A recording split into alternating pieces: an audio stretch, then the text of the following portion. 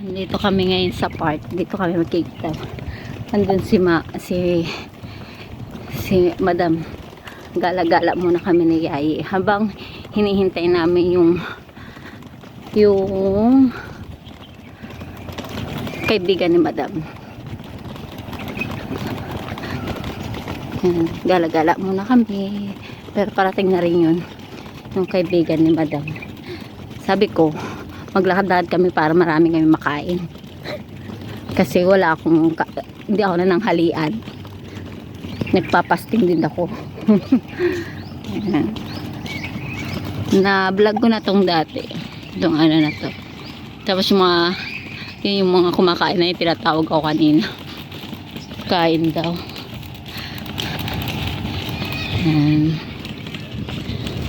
Wala pang gaanong tao. Pero mamaya maraming tao dito. Kasi ano pa lang 6 pa lang. 6:30 pa lang. So iyan. Dito kami. Magbablog ako. Mamaya ako na lang picturean yung pagkain namin.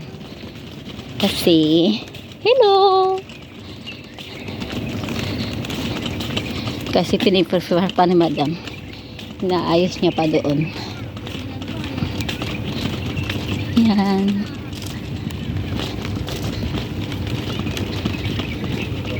Yung mga ano dito, may pusa, pwedeng mag-ihaw-ihaw. Pero I like the basa-basa yun. Wait lang. Dito muna. Bakit ka basa? Oh. Walk-walk muna kami. Ikot-ikot lang kami. Baka bukas dito rin ulit kami kasi ang bisita naman ni Madam, kapatid niya ata.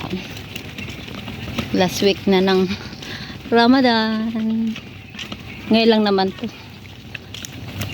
Hindi man talaga nagpapabisita si kasi ayaw niya magluto minsan. Nakakagod na naman magluto. Pagod ka na nga sa trabaho, luluto pa pagdating. Diba? Yan. Walang katao-tao ngayon. Pero maganda yung panahon. Hindi mainit. Medyo lamig-lamig. Pero kung kailan ganito yung panahon, walang tao. Ayan sila. Pero bawat silang picturean.